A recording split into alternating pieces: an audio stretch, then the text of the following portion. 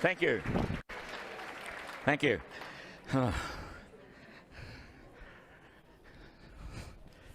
Just before I do the welcome, I'd like to introduce myself. My name is Murrundindi, and my name Murrundindi means a home up in the mountain, and that name was given to me at birth by my mother. My mother was a Wurundjeri lady. She was born on Corranderk Aboriginal Reserve. She was the last female born on Corranderk Aboriginal Reserve. Put your hand up if you can tell me where Corranderk Aboriginal Reserve is today, what it is. You're going for a brand new four-wheel drive here, guys. Come on. Yeah, the hands go up now, don't they? 1, 2, 3, 4, 5, 6, 7, 8. Guys, you've got to lift your game. Corranderk Aboriginal Reserve is about an hour's drive from here, and it's a very sacred site to the Wurundjeri people. Corranderk Reserve today is known as Healesville Sanctuary. So you want to learn about Healesville Sanctuary. And if you come there on a Sunday, school holidays and public holidays, you'll see me there throwing boomerangs and playing didgeridoo. So it's a great place to be able to go and enjoy yourself for the day. Now, this song, what I'm going to sing in my language, has been passed down through generation to generation. And it's only myself and my younger brother what sing this song left. My young son, he's learning this song because he's going to follow in my footsteps next year.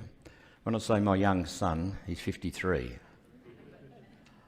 So he wants to follow in my footsteps, and I'm quite proud that he wants to do that. Now, this song, as I said, it's in Wurundjeri Wurrung language. Hara bi gara gara bi da ba ba da ba gara bi la ba bi di ga la da bi la ba gara bi la ba ba da. Hara bi la ba gara bi la ba ba da ba gara bi la ba bi di ga la da bi la ba gara bi la ba ba la. Hara bi la ba gara bi da ba ba da ba hara bi la ba gara bi da ba bi di ga la da bi la ba gara bi la ba ba da. Hara bi la ba gara bi la ba ba da ba gara bi la ba bi di ga la da bi la ba gara bi la ba ba la. Woo! Wurrung Naganga Kundwa. Wurrung mean you're welcome on the land of the Wurundjeri, and Naganga Kundwa mean come and you have a good day. Thank you. Thank you.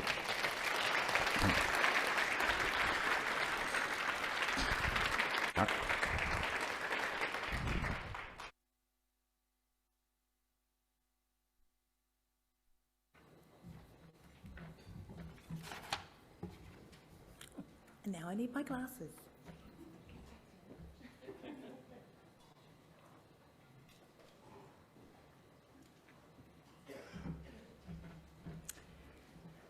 Good morning, everybody. I know there's a few people still getting seated. My name is Deb Tsorbaris. I'm the CEO of the Centre for Excellence in Child and Family Welfare. The centre is the peak body for child and family services here in Victoria and soon to be Tasmania, representing hundreds of agencies, thousands of workers and many, many thousands of families, young people, children and carers. I would like to also acknowledge that the Centre for Excellence in Child and Family Welfare has its offices here on Naarm land, which is the traditional lands of the Kulin Nation. The Kulin Nations is a collective of 5 First Nations clans: Wurundjeri, Wurrung, Wurrung, Taungurung and Dja Dja Wurrung. I respectfully acknowledge the traditional owners and custodians of the lands and waterways where we all live and work, and recognise that the Centre's work is delivered on many lands in this state. I just want to say that was just the most absolutely stunning, beautiful welcome.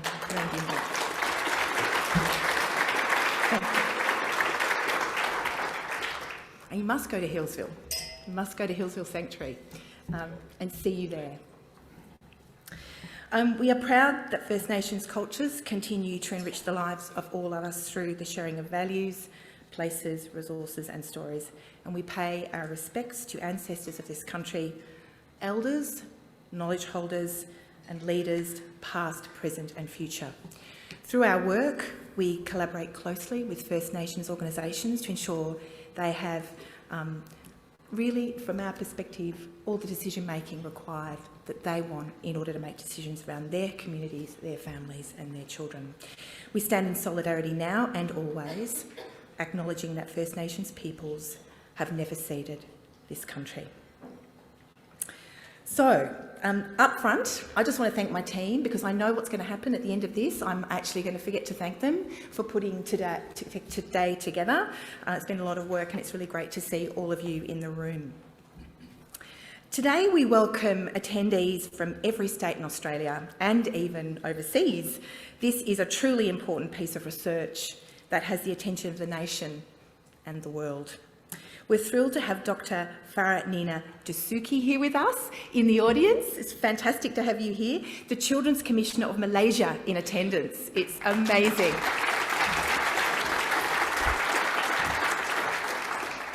I feel like we created the opportunity, but not really. It was just coincidence. But we are very grateful to have you with us today. I'd also like to acknowledge a few other people, just so that you all know who are in the room. We obviously have the wonderful Children's Commissioner, Dr. Anne Hollands, here with us, who's up the front here.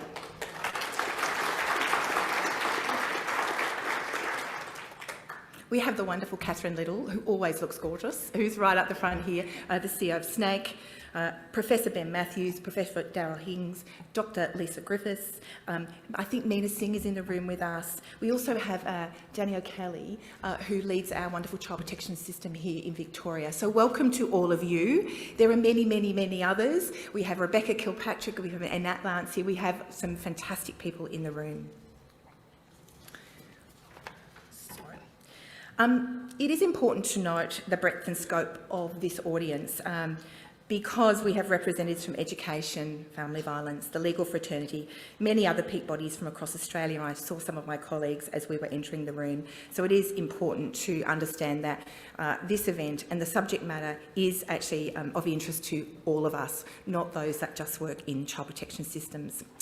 I would like to thank many attendees from the Victorian Department of Families, Fairness and Housing, the Department of Education, the Department of Health and other colleagues who've made the effort to be here today.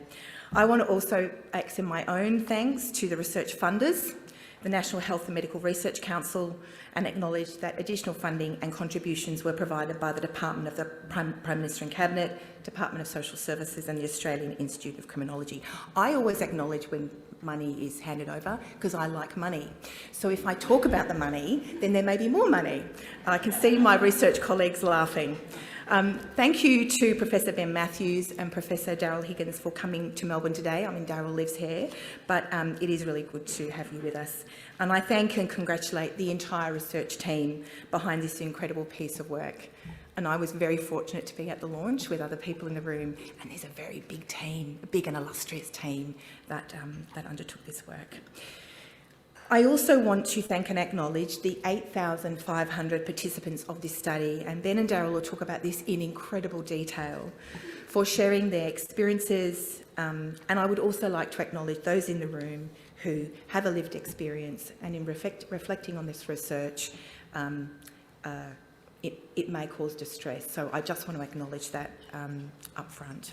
So just some housekeeping. The program is on your table, and on our agenda today there is information both on the slide and in your program about support services if anybody in the room finds the content or the briefing distressing.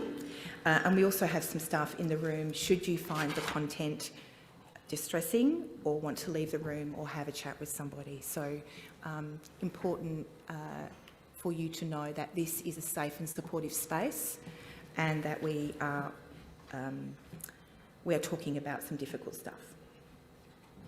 You also see find QR codes and easy access to the Medical Journal of Australia Special Edition and the entire ACMS report and set of infographics which highlight the findings, and there's some information on the slide behind me. Following the research presentation, we will have 15 minutes, break at around 11 o'clock and have tea and coffee. So, but I really hope that you are looking at the material on the table, have looked at the research already and have some questions for Daryl and Ben. So just a few words from me before we get into the heart of the presentations from our wonderful researchers. So look, once seen, the findings of this report can't be unseen.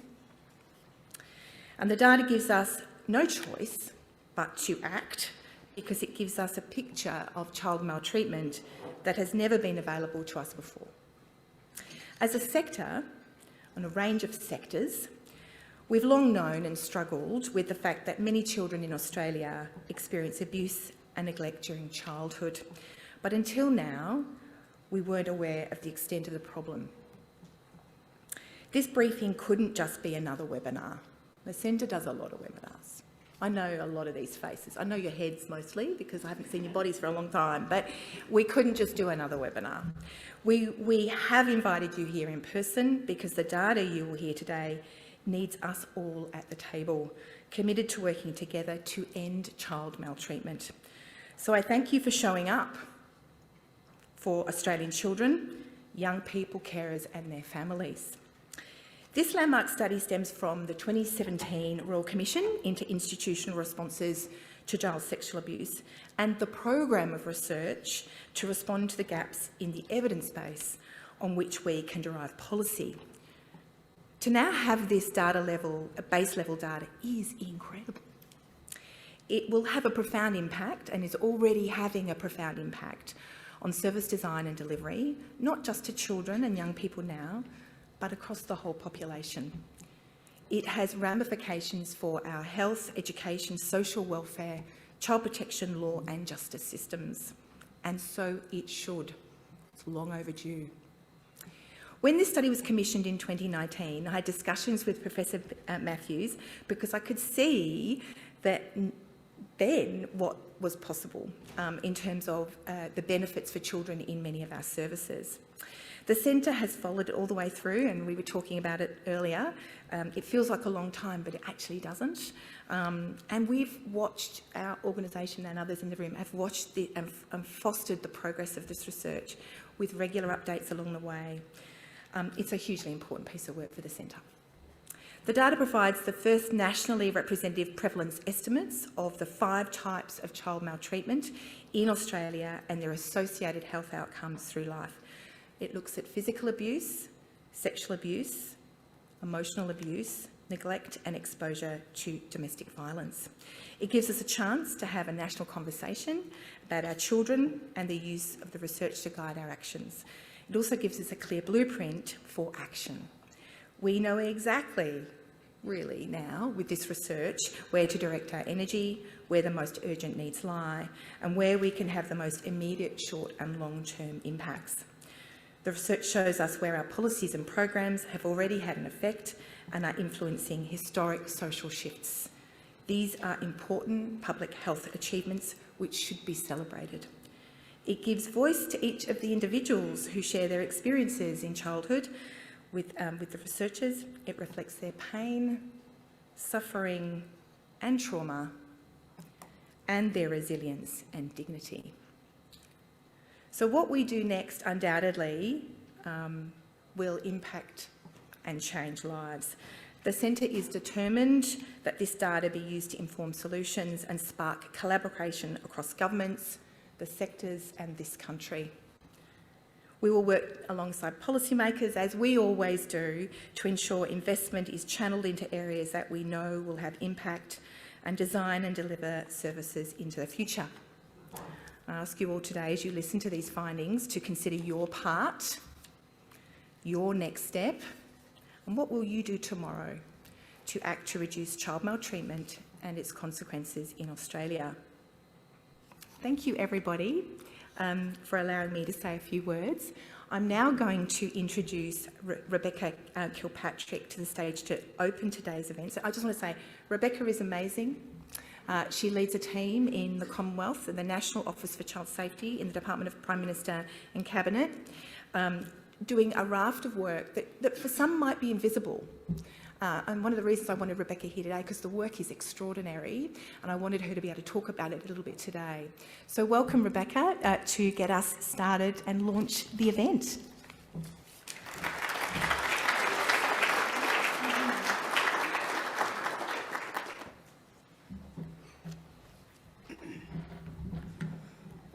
How do you follow up an introduction like that?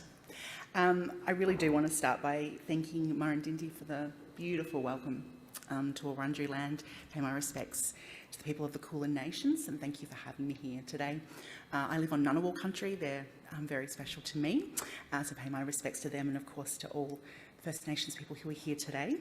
Thank you for your ongoing care and custodianship of our land and taking such beautiful care of such a beautiful lived environment. I live in Canberra in the mountains and it's a beautiful cold time of year, and I just think the thousands of years they've taken beautiful care of that for us, and the impact that has on me every day.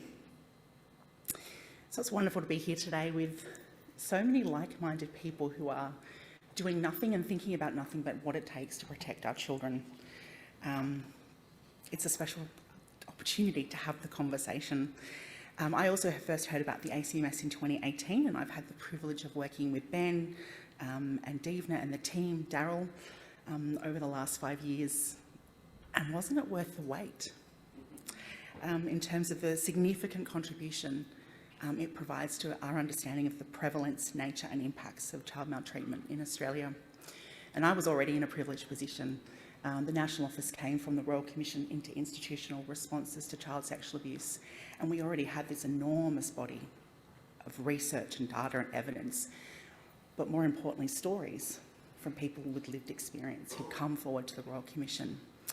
And now I'm privileged again. It's, for whatever reason of science, it's again about 8,500 people came forward and told their story to the ACMS. The results are confronting, but I think we should be confronted.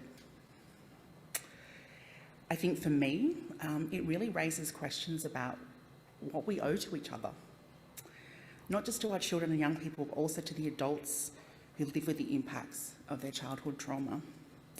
So like Deb, I do want to acknowledge that there will be victims and survivors in the room today. And of course, there was a generosity of spirit in people who came forward and spoke to Ben and his team. But people are struggling, I think, with the weight of that trauma, so I do want to spend some time acknowledging that. But I equally want to acknowledge that for some people, the ACMS results are welcomed. I was speaking to a survivor of child sexual abuse just before the release of the results. And she said, "I'm relieved. I saw the results and I felt relief because now people will get it. They might understand what's happening for so many children when they're growing up in this country." So it's not all a grim picture for people. Some people welcome the results. They're glad that it's coming into the light. So my role is about working to implement the National Strategy to Prevent and Respond to Child Sexual Abuse. I have a particular focus on that. And I want to acknowledge there's lots of people in the room today who are in my community of practice, people with lived experience, policymakers, advocates, practitioners, academics, and we're all doing that every day. But I think one of the things that reinforces for me is that, again, as Deb said, everybody has a role to play. It isn't about one government response, it's not about one organisation, it's not about one person. It really is a whole of community issue, and I think it's going to take a whole of community response if we're going to do something about it. But again, I also want to have a message of hope because I do think it is a really challenging picture, and I think it's easy to be distracted by the challenges that we do face.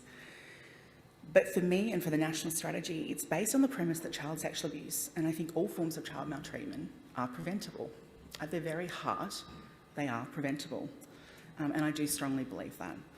And I think many people in this room, I hope, also there's some nods in front of me, believe that it is preventable.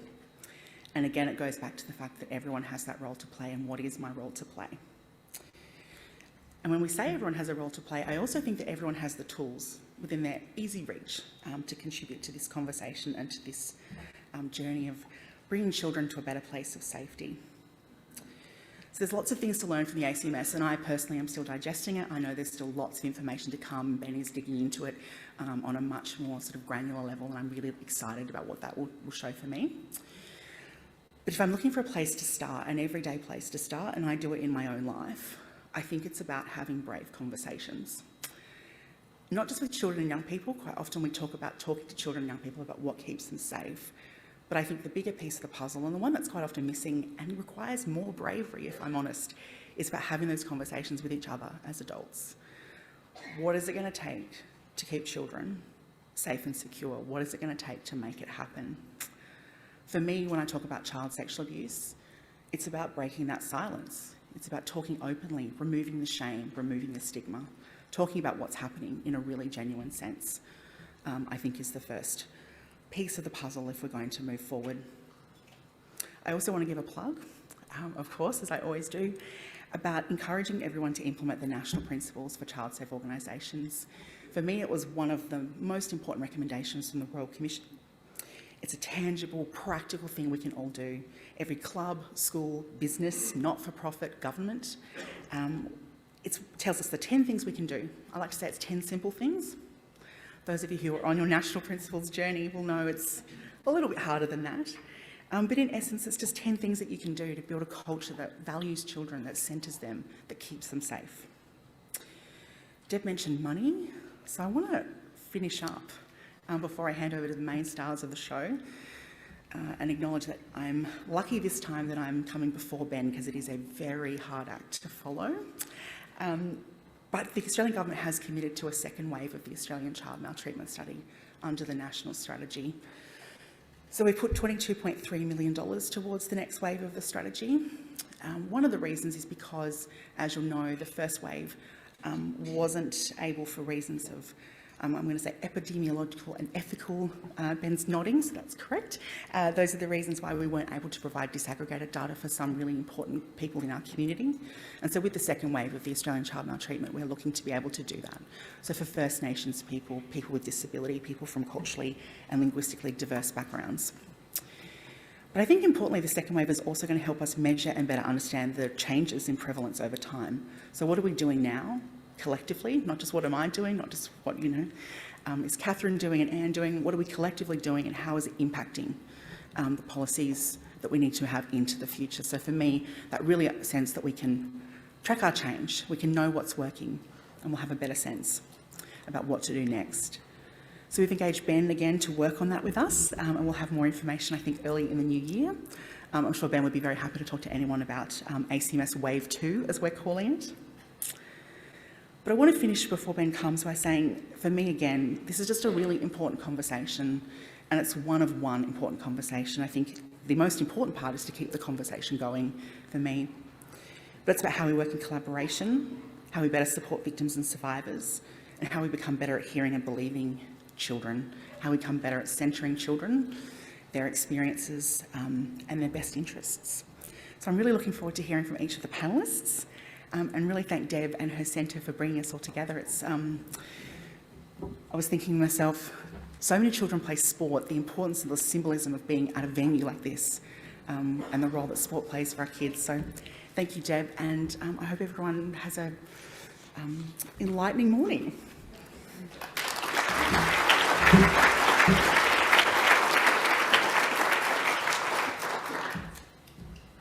Okay. Now to introduce, thank you Rebecca, that was fantastic. Now it gives me great pleasure to welcome Professor Ben Matthews and Professor Daryl Higgins to the stage to present the findings of this incredibly valuable research, the Australian Child Maltreatment Study. Professor Matthews is the lead investigator of the Australian Child Maltreatment Study and Principal Research Fellow in the School of Law at Queensland University of Technology and is an adjunct professor at Johns Hopkins University Bloomberg School of Public Health. He was a professorial fellow to the Royal Commission and has served on 2 World Health Organization guideline development groups on health sector responses to child maltreatment. And Professor Daryl Higgins is Chief Investigator in the study and the Director of the Institute of Child Protection Studies with the Australian Catholic University. A registered psychologist, Professor Higgins' research focuses on public health approaches to protecting children and child-safe organisational strategies. So a world of knowledge amongst these 2 incredible humans. I welcome you to the stage to take us through the next session. Thank you so much.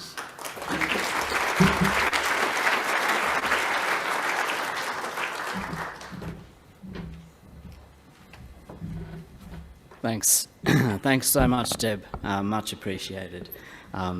Thanks also to Rebecca for that introduction. It's wonderful to have you here and to see you again. Thanks for your support. Thanks, Deb, for your support and the CECFW's support since March 2019, when we had the first public event launching this study. Your support has been much appreciated for the last 4.5 years, and long may that continue. Thank you, Murrindindi, for that moving and gracious welcome. We're privileged to be here on the lands of the Wurundjeri people in the Kulin Nation. Thank you. And thank you to our panellists today, Anne Hollands, National Children's Commissioner. Welcome to Malaysia's Children's Commissioner as well. Thank you to Catherine Little, the CEO of SNAIC, Dr. Lisa Griffiths, CEO of Australian Child, and Annette Lancy, Deputy Secretary of the Department of Families, Fairness and Housing. I know there are a lot of other distinguished guests, stakeholders, sector leaders and practitioners here today. Thank you all for being here. More importantly, thank you for your daily work and all the work you have done over weeks, months, years and decades. You make an extraordinary difference to children and families in Victoria and beyond. It's hard to capture, it's hard to really tangibly measure the difference you make, but it is enormous for so many kids and families on a daily basis. It's hard work, it's not sufficiently well paid or resourced, but thank you for every day's work that you do. Daryl and I are going to do a bit of a double act today. Thanks, Daryl. We've done various double acts in the past, and hopefully it works as well today as it has in the past, but it's great to be presenting with you again today, Daryl. Just a couple of other points before we commence. I'd like to acknowledge the First Nations owners of the lands again upon which we meet and pay respect to their elders, past, present and emerging, and pay respect to their laws, customs and creation spirits. And I like to acknowledge that these lands, as an educator, I like to acknowledge that these lands have always been places of teaching and of research and of learning. Thank you again for welcoming us here. I'd like to acknowledge our funders, the NH&MRC and the Australian Government, which has given strong support for this study since inception. That is so important to us. We are scientists first and foremost, but we also want to translate our findings to the policymakers and leaders who matter. Partnering with the Australian Government is a key in that endeavour, and we have been overwhelmed by the depth and authenticity of the engagement by the Australian Government in our study and multiple parts of the Australian Government and state governments, and we will continue that engagement. So thank you, Rebecca, again. Thanks to the CECFW, Deb, Pauline, Ollie, Sue, everyone, thank you for all that you've done. And thank you to other partners as well. So the Social Research Centre, I don't know if there's anyone here from the Social Research Centre today, but they were a key partner for us in doing this survey. So we trained about 100 of their interviewers, and they actually carried out the interviews with our 8,500 participants, and they were absolutely tremendous from go to woe, so thank you to them.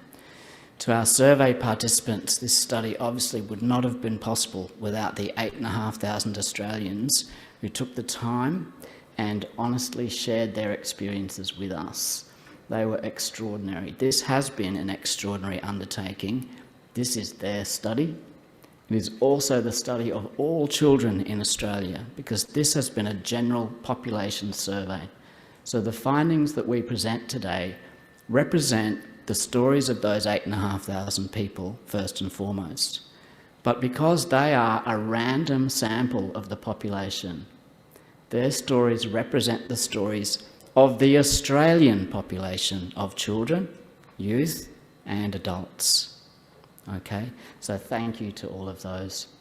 To everyone with lived experience who might be here today, thank you as well. And if you should need any support, please do take advantage of those sources that Deb made you aware of today. This presentation is given by Daryl and I today, but it's on behalf of our whole team, quite an extraordinary team of 10 chief investigators and 2 key support staff. So thank you again to all of those, 7 in Australia 3 overseas, including David Finkelhor, who many of you may have heard of. He's in America. He is the lead of 4 national studies in America. I don't know how he has done it, given how difficult it's been to do just one here. But he's been exceptional to work with, and we really thank him. All our major findings are published, as Deb mentioned. They are all freely available. You can download them, access them, share them for free at will, and they're all available on our website as well at the resources page. Thanks for sharing all that, Deb. Okay, I'm just going to give a bit of a background, a quick 2-minute summary of how we did this study and why we needed it in the first place to situate the results. Luckily, we have got the privilege of having about an hour to speak with you, so we will cover quite a bit of territory today. Some things will fly over pretty quickly, some things will linger on and take our time with really important points. But why did we need it? It's important to understand this just to situate the results. So until now, we have been flying blind as a country and as various sectors dealing with child maltreatment and family need. We have not known until now what the prevalence of each of the 5 types of maltreatment has been from birth to age 18. When I'm talking about child maltreatment, we're talking about its 5 types: physical abuse, sexual abuse, emotional abuse, neglect, and exposure to domestic violence. So until now, until the results of this study, we have not known the percentage of kids who experience these things in Australia up to age 18. It's been a major gap in evidence. That's one gap. The second gap is we haven't known the characteristics of those experiences. So how old are kids typically when these things begin and end in childhood? Who is it who inflicts these acts in the case of physical abuse, emotional abuse and sexual abuse?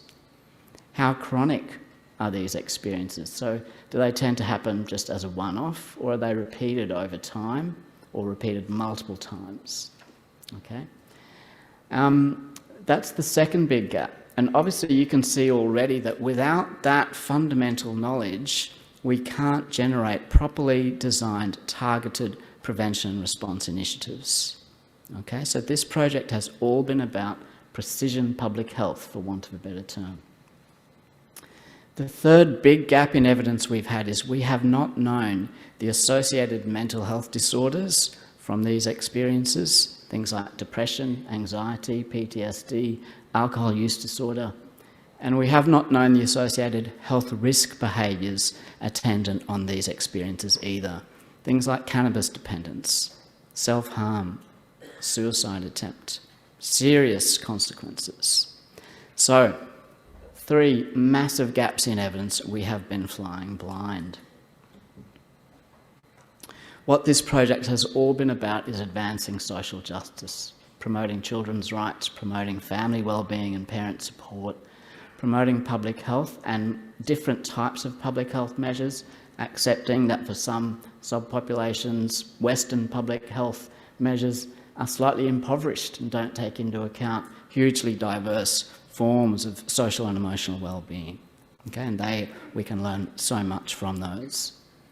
So we have wanted to generate this national evidence base to help us, to inform us in our efforts to prevent child abuse and neglect, to reduce its associated mental health outcomes and health risk behaviours, and indeed to reduce economic costs to the nation. Now, when giving these presentations, I'm really reluctant to mention economic costs and cost savings, because to me, the moral imperative is overwhelming, isn't it? Do we need anything more than preventing pain and suffering for our kids and for the associated outcomes in adolescence and adulthood to persuade governments to invest more? We shouldn't need more than that. But governments do respond to economic arguments, and we understand that. So when we talk with governments advocating for more investment, we say your own Productivity Commission in 2020 estimated the annual national economic cost of mental disorders and suicide at $200 to $220 billion, not million, billion, every year. Now, not all of that is attributable to child maltreatment, but our study has shown that a substantial proportion is. So if any government policy leader or person in Treasury with their hands on the purse strings is reluctant to invest more, says we'd love to, but we can't afford to, our response is you can't afford not to. Okay, so what did we do? I'll go over, skip over all of the kind of dry epidemiological technicalities. Basically what we did is establish the first national prevalence estimates of child maltreatment. We measured their associated mental health disorders and health risk behaviours. We identified characteristics of those experiences. We're also assessing economic costs as well, including burden of disease. We surveyed 8,500 people, all were aged at least 16. Within that sample of 8,500, we had 3,500 people aged 16 to 24. That's really important. That's a very, very large sample of young Australians. That gives us very, very strong data, robust data about relatively recent experiences of child maltreatment in Australian society. We then had 5,000 people aged 25 plus, so 1,000 in each of 5 age decade strata, 1,000 people aged 25 to 34, 35 to 44 and so on, right through to 65 plus. That's important for 2 reasons. One, it enables us to chart trends in child maltreatment at different periods in Australian history. So have things been getting better, worse, or about the same? 2, it enables us to measure the associated mental health disorders and health risk behaviours, not just in early adulthood, but right through life. And some of the findings here are really, really chilling and sobering, but they are also hopeful.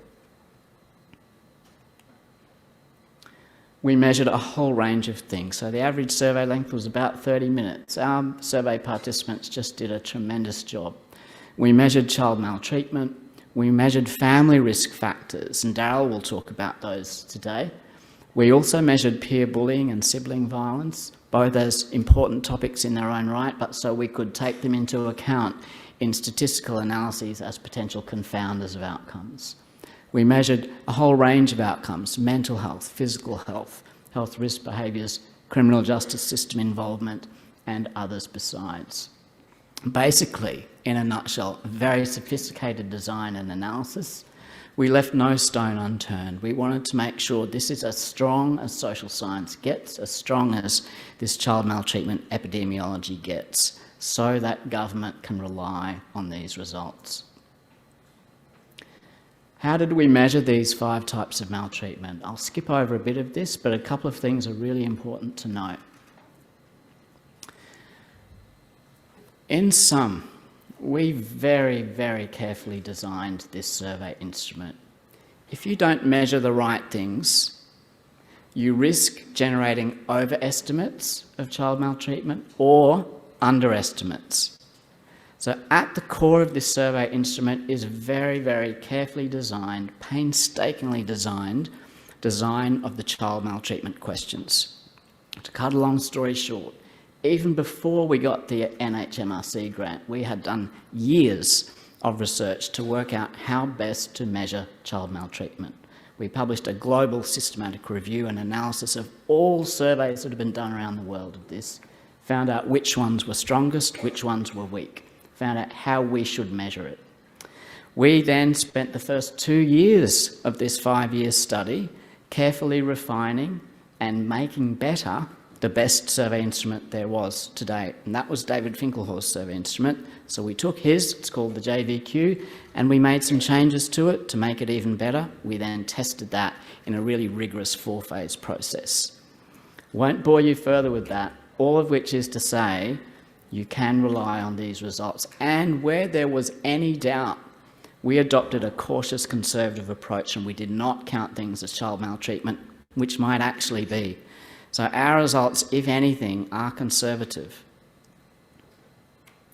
Very rigorous measurement of all maltreatment types, goes beyond anything measured here in any other data collection, and internationally it is gold standard science. Give you a couple of examples of how we went about this. We first looked at the best, most rigorous conceptual models from the international literature about these 5 maltreatment types. We then translated those into individual survey questions where we asked people yes or no questions. Had this happened to you? So we didn't ask people to give a narrative of their childhood. These are called behaviourally specific questions, very strong data. So the physical abuse definition is acts of physical force by a parent or caregiver, someone like a parent, say in a school setting, a teacher for example, that causes injury, harm, pain or breach of dignity, or having a high likelihood of doing so. We excluded corporal punishment, which is lawful in all states and territories in Australia, reasonable corporal punishment to respond to misbehaviour. Okay, so that's one example of where we adopted a conservative approach. From that conceptual model, we ended up designing 2 survey questions about physical abuse, one which we labelled moderate physical abuse, one severe. The moderate physical abuse question asked, did your parent ever hit you, punch you, kick you, or physically hurt you? The second question, did your parent ever beat you up, hit you on the head or face, choke you, or burn you? Now, the prevalence rates that we gathered for each of those questions were about the same. Okay, they're about 20% each. And as you'll see, 32% of our whole sample had experienced physical abuse in childhood. Sexual abuse. We took the best conceptual model from the field. It's actually one on which I'm the co-author, but it's been cited about 300 times now. Contact and non-contact acts, sexual acts, by any adult or child in a position of some kind of power, could be physical, could be psychological, over the victim to obtain sexual gratification when the child either does not have any capacity to provide consent to sex, let's say they're 4 years old, or they have capacity, let's say they're 16, but they did not consent to the act in question. From that conceptual model, and using David's survey instrument as the base, we actually ended up with 7 questions, but importantly, just note that only 4 of these went towards our prevalence estimate and therefore our analyses of associated outcomes of sexual abuse. The 4 questions are on the right half of this slide and they're bolded. One was about non-contact sexual abuse. So did anyone ever look at your private parts when they shouldn't have, or force you to look at their private parts when they shouldn't have? That was the non-contact type. Then there were 3 questions about contact sexual abuse experiences: the touching of private parts when it shouldn't have happened, attempted forced sex that wasn't completed, and forced sex that was completed, i.e. rape, penetration by a penis, some other body part or some type of object. Could be oral, could be vaginal, could be anal. As you'll see, 8.7% of our sample experienced rape in childhood. Most of the sexual abuse that we identified was contact. One more example I'll give you of how we defined and measured these experiences. And this is really important because the findings on emotional abuse from this study are exceptionally powerful. And the measurement of emotional abuse was very important because it's the area in which we expanded on David Finkelhauer's instrument the most. Emotional abuse conceptually is parental behaviour repeated over time that conveys to the child they are worthless, unloved, unwanted, or only of value in meeting someone else's needs. That's the concept. Okay, it's got to be repeated over time. From that, we designed and tested and validated 3 questions about different subdomains of emotional abuse. The first one was about verbal hostility. So did your parent or caregiver ever insult you, humiliate you, or call you hurtful names? Now, when someone said yes to that question, we asked a series of follow-up questions, one of which was, Over what period of time did that happen? Was it days, weeks, months, or years? And if they said it happened over days, we didn't count that as emotional abuse because we adopted that conservative measure and we deemed that not to meet a sufficient pattern of repetition over time. Okay, so that's another example of our conservative approach. So for something to be counted by us as emotional abuse, they had to have experienced it over weeks, months, or years. And as you'll see, in the vast majority of cases of emotional abuse, it happened over years. The second question about emotional abuse was about outright rejection, psychological rejection. Did your parent ever tell you they hated you, don't love you, wished you were dead, or had never been born? As you can see, we were not asking questions about trivial or innocuous incidents. That one was pretty chilling. It still gives me chills to articulate that question. But 8.8% of our sample said their parent had told them that over at least weeks. That's one of the most chilling findings for me from the whole survey. The third question was about the denial of emotional responsiveness. Did your parent ever consistently ignore you or not show you any love or affection? Okay. Thanks for that, folks. Neglect. We asked about physical neglect, environmental neglect, and medical neglect. Exposure to domestic violence. We asked about acts that the child witnessed just between their parents. So not a parent to, say, a sibling, not sibling to sibling, just things between their parents. And we asked 4 questions about EDV.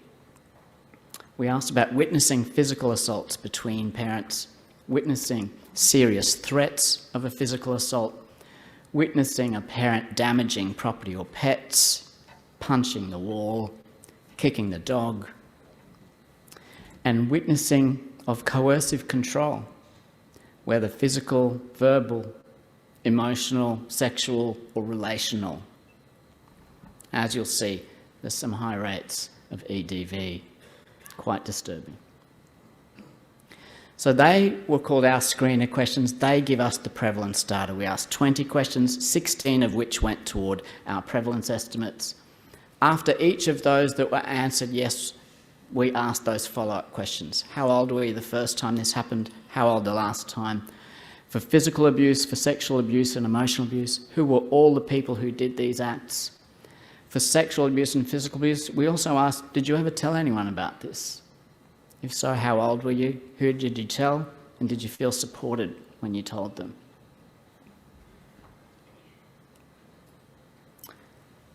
We measured mental health disorders and health risk behaviours. And as you might expect, this was funded by the National Health and Medical Research Council.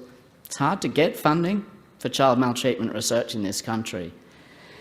It's hard to get it from certain funding bodies. We went to the NHMRC, framed this as a project about health, obviously about child wellbeing and family wellbeing as well, but it is about health. A really strong part of this study is that we did not just ask people, have you ever had a mental health problem? Have you gone to a doctor for it? Have you got symptoms? We administered a clinically diagnostic instrument called the MINI. So this goes beyond many other studies and what they've done. Very robust, reliable data about mental health disorders. And we asked about 4. Major depressive disorder at any time in life. For the other 3, current, generalised anxiety disorder, post-traumatic stress disorder, and alcohol use disorder. So we chose 4 quite debilitating conditions. For health risk behaviours, we measured smoking, binge drinking, and then 3 that we'll focus on today: cannabis dependence, self-harm in the prior year, we also measured over lifetime, and suicide attempt prior year as well as lifetime. Okay, thanks for bearing with me on that. That's just a bit of background to situate the results, which we'll now get to. So, what's the prevalence? 62% of the population have experienced at least one type of child maltreatment. Slightly more women than men have experienced maltreatment in childhood. Other way of looking at that is 38% of kids had a pretty good childhood, but clearly a lot of work to do. Let's take a bit of a closer look.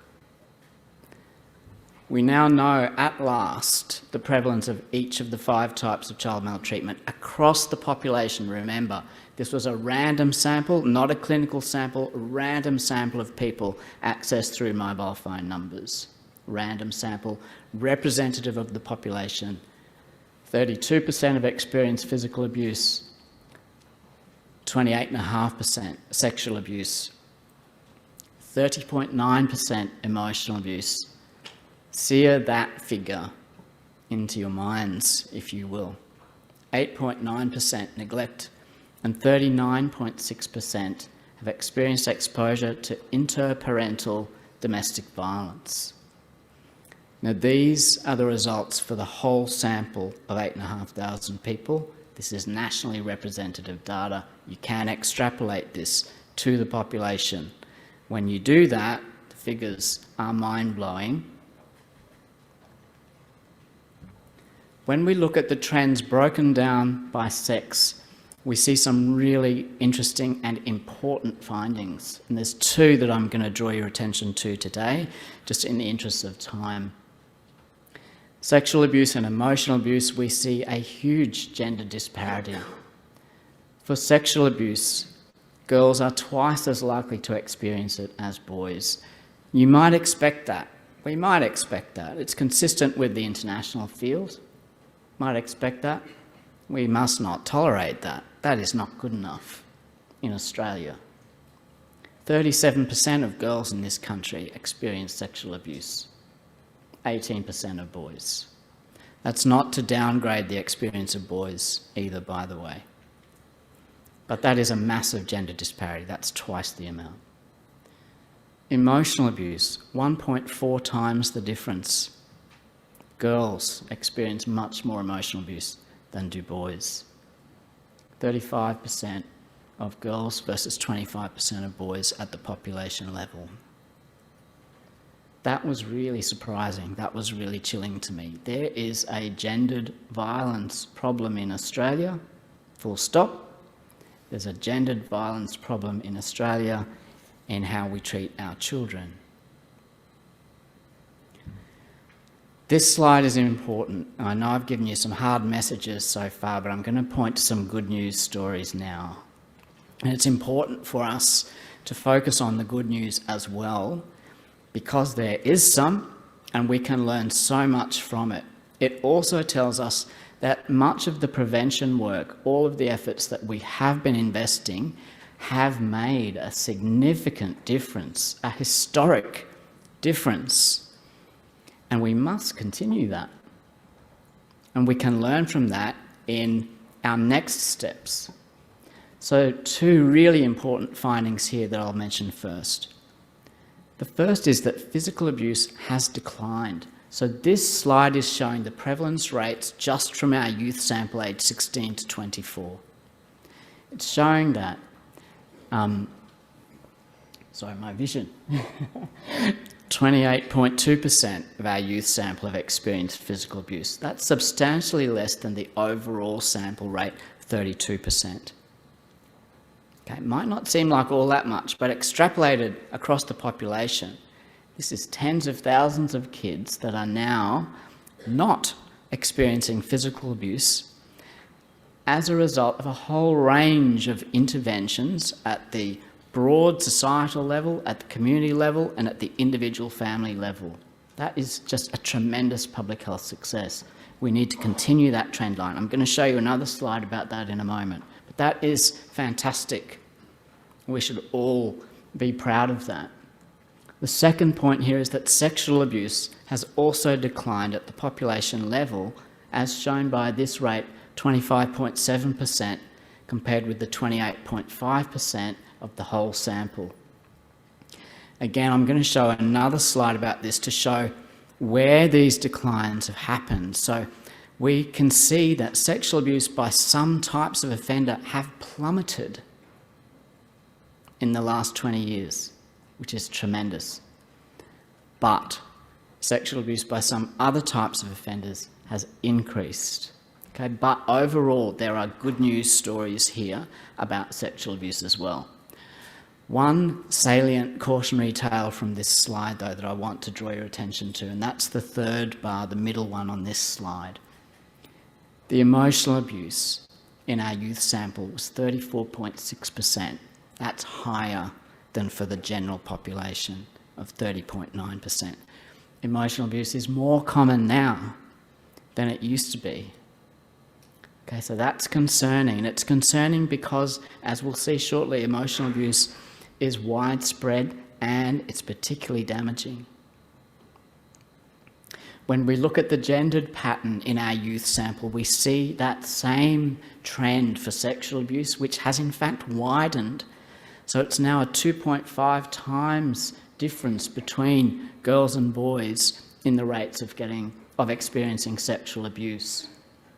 So 35% of girls and young women in our youth sample aged 16 to 24 had experienced sexual abuse at some point in their life before turning 18, compared with 14.5% of boys.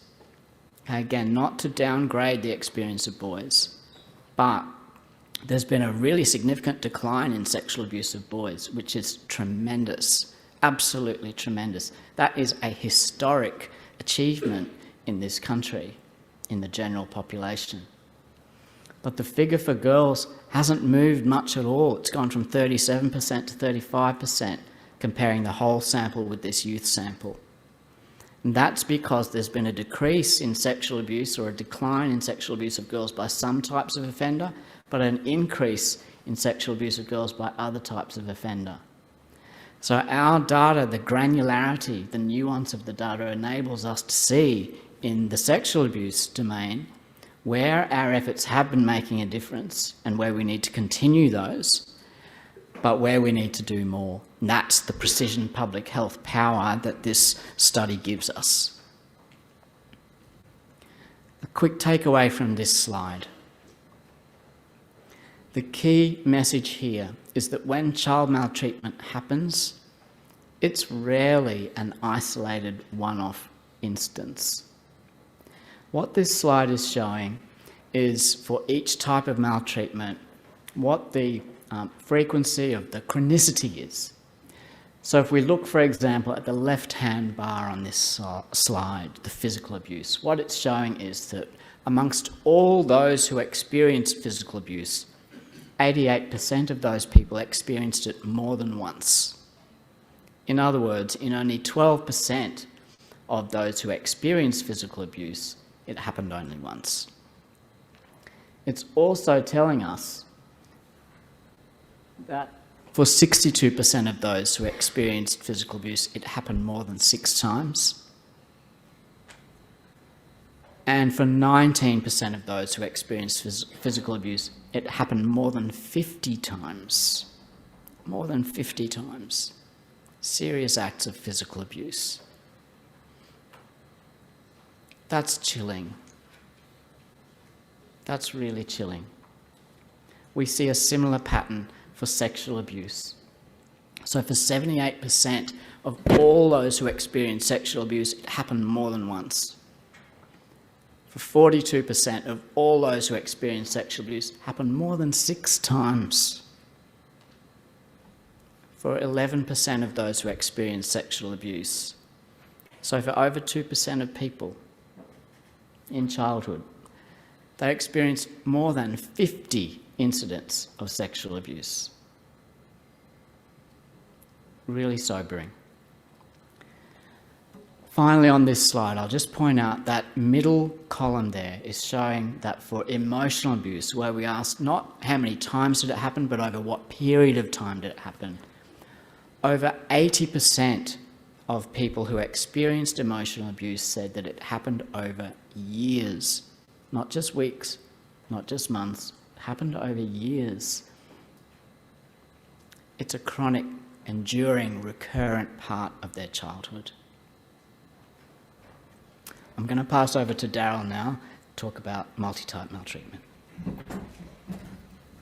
Thanks, Ben. And one of the rationales behind this study, as Ben has pointed out, was not just to look at the prevalence of each of the individual types of maltreatment on their own, but to recognise that harm accumulates across types, and that at the individual level, many children and young people are experiencing different forms of child maltreatment, either at the same time or across the trajectory of their childhoods. And I'm delighted to actually see in the audience today Professor Marita McCabe, who was my PhD and honours year supervisor, who got me started on this whole topic of multi-type maltreatment, which is the phrase that we coined back then, and we've worked together many times since then publishing on this, which is what gave me the interest and the skills and knowledge that I needed to be able to contribute to the amazing team that Ben has pulled together and led for this work.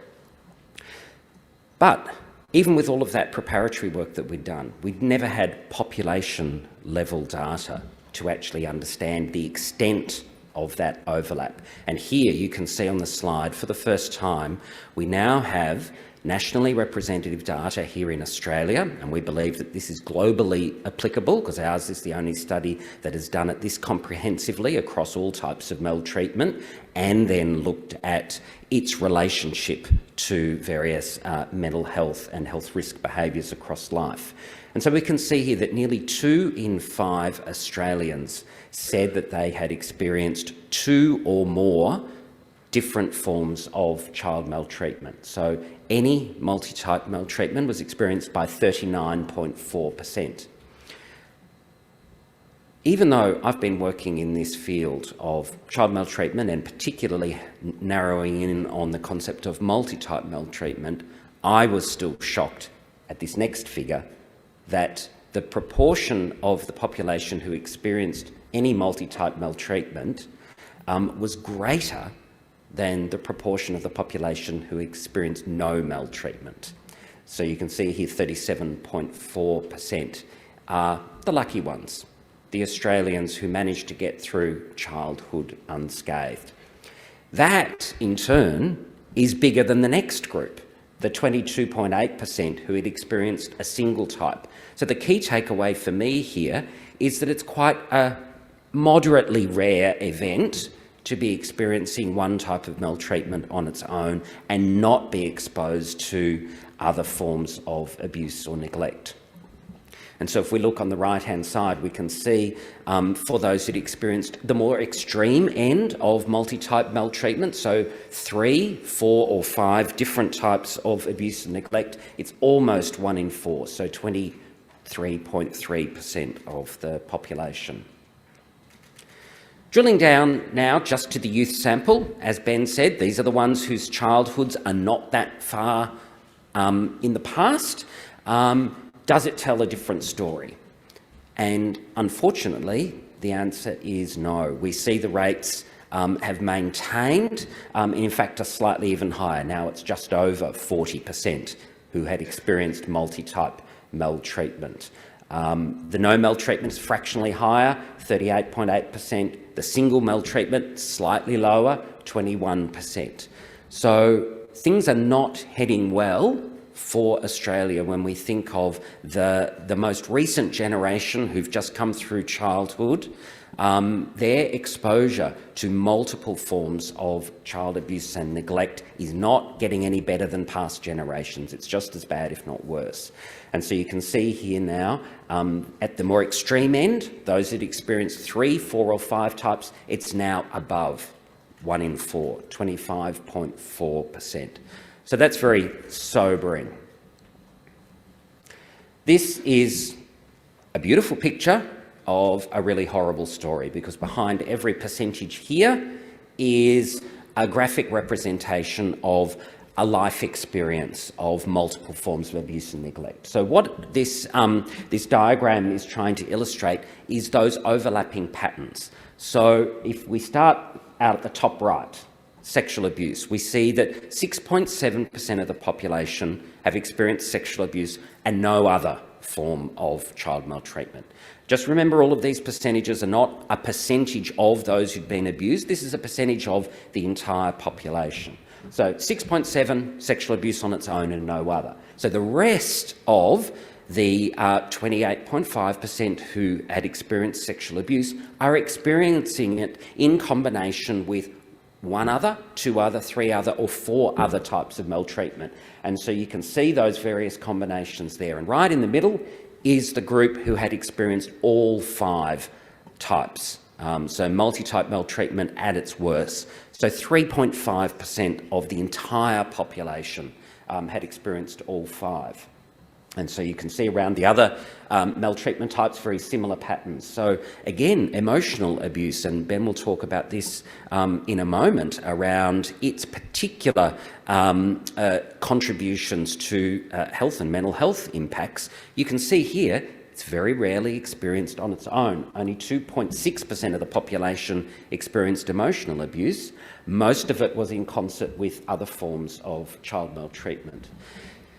Finally, taking a look at exposure to domestic violence. This was the harm type that was the most common when we looked at it on its own.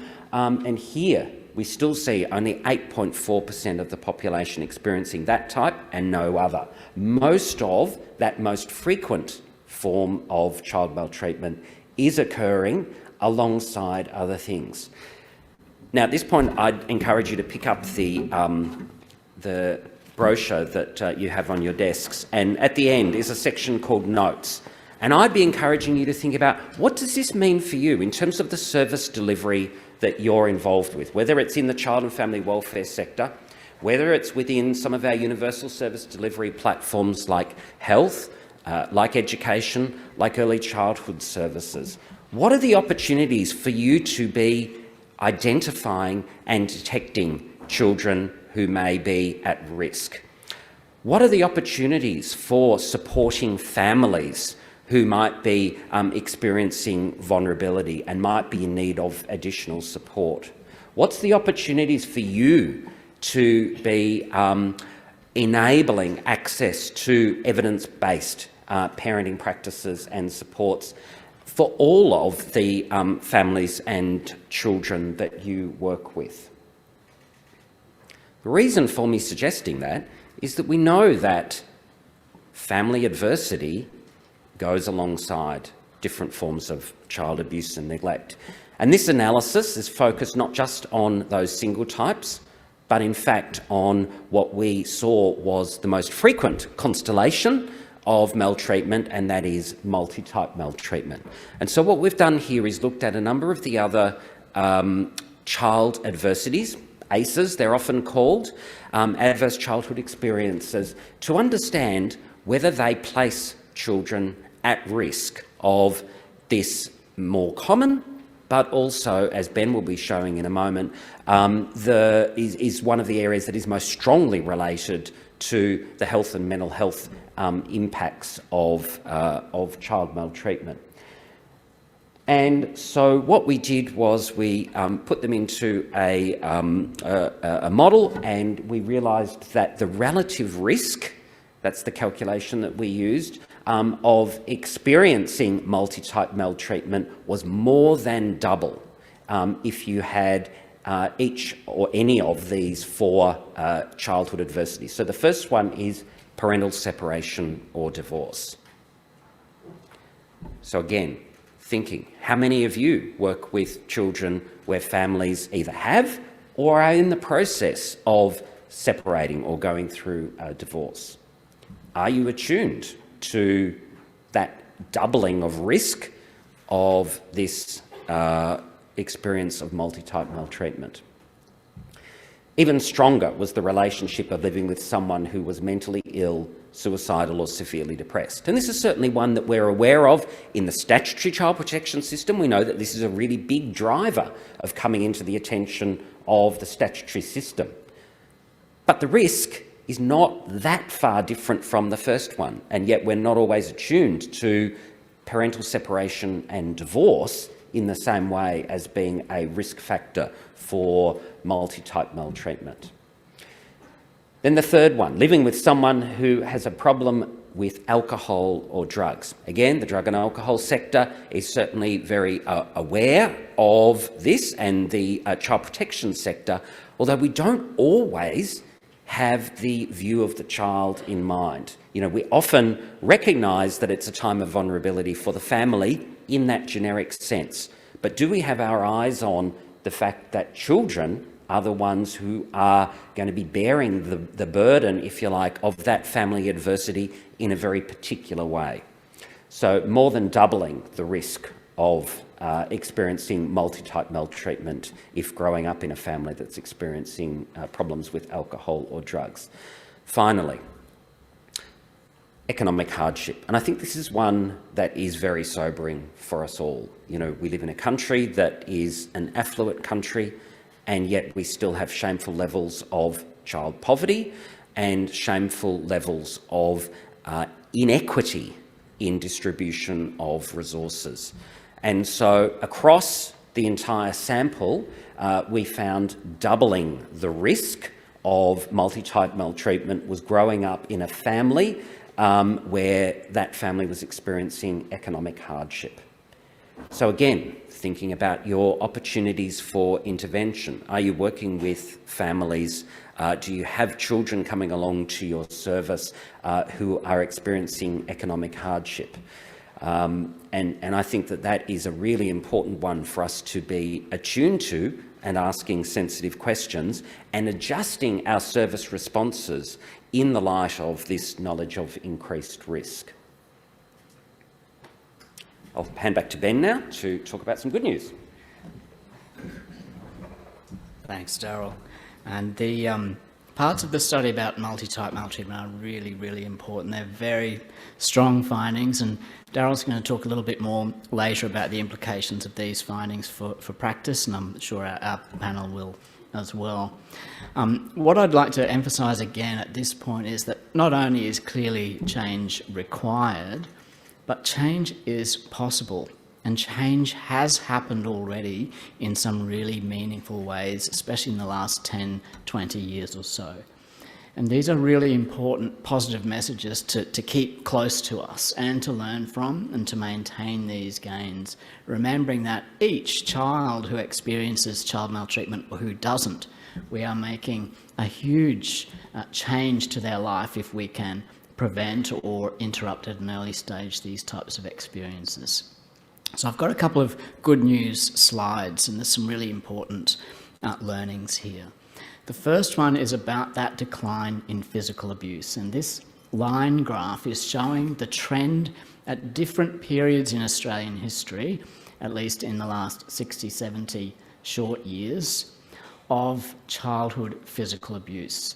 And it's showing the different rates from our different age groups in our survey. So at the left of this line graph on the screen, it's showing that the 1,000 people aged 65 plus, 26% of them experienced physical abuse. For the next 4 data points, it's showing the next 1,000 people in each of the next 4 age decade strata. So 55 to 64-year-olds, 35.2% of them experienced physical abuse, and pretty similar for the next 3 age groups as well, about 34, 33, 36%. So for decades, that rate of child physical abuse is pretty constant, around 35%. But look at that line go down for the 16 to 24-year-olds who reported only 28.2% experienced physical abuse. That, in epidemiological terms, at the population level, is a massive decline. That is a public health success story, a public policy success story, likely attributable to multiple factors contributing all together, things at the broad normative level, the broad social norm level, things like the UN Convention on the Rights of the Child, filtering down in slightly intangible ways through all sectors of society about the intolerability of violence towards children and children's rights to be free from violence. It's likely also due to measures taken at the community level, okay? Parenting programs about how to respond to difficult child behaviour, It could be also the result of, support systems support methods that are available to parents and families in need. Okay, so a whole range of factors at play there, but that is a huge success. If we can keep that trend line going downwards, those gains will be maintained and accelerated. That is a huge victory. Here's another huge victory.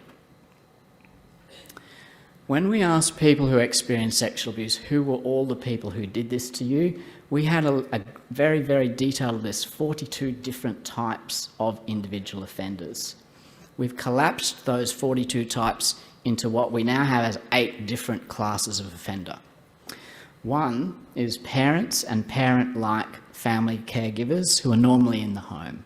So it's parents, biological and adoptive, other male and female relatives, foster parents. Okay? A fairly small group of very close caregivers in the parent-like capacity. Child sexual abuse by people in that class for decades has been at around about 8, even 9%. Okay, so incest for decades. At the population level, it's been around 8 to 9%. First and foremost, that's a chilling finding in this country.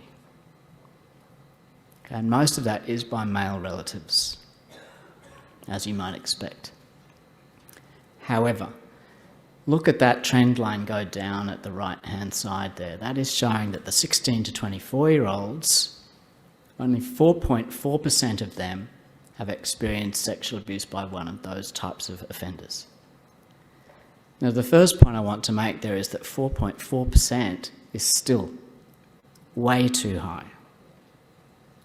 Okay, if you take a grade 12 classroom that has 25 kids, that equates to 1 in every classroom. We need to do more. We need to keep that trend line going down, but at the same time, that trend line, that going down that much in 10, 20 years is a huge public policy and public health success. Again, likely attributable to a whole range of factors at the social, community and individual level, some of which is related to things like the convention, some of which is related to the general raising of social awareness from major government inquiries, media profiles of key cases, the establishment of agencies like the National Office and others.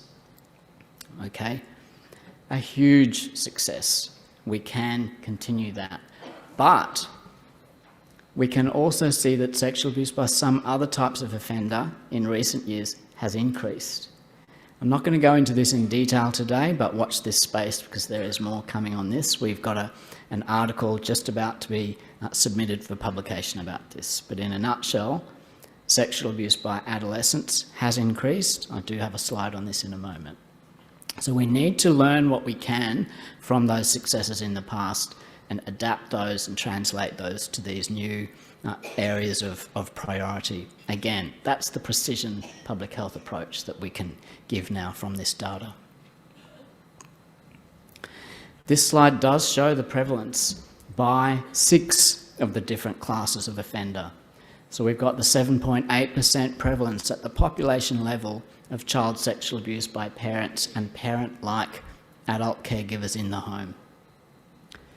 2% of the population experienced sexual abuse by an adult institutional caregiver, someone in an educational setting, a religious setting, or a sports, cultural, arts or recreational setting, an adult. Just another bit of good news there. That rate has declined in recent years, again, for all of those reasons I just mentioned and more. We must continue that gain. That is a huge win. We can continue it. 7.5% experienced sexual abuse by some other adult they knew, 4.9% by an adult they did not know. But let me draw your attention to the figure at the top right of this slide. 12.9% of our entire sample, and therefore across the population, experienced sexual abuse before the age of 18 by another adolescent who they knew.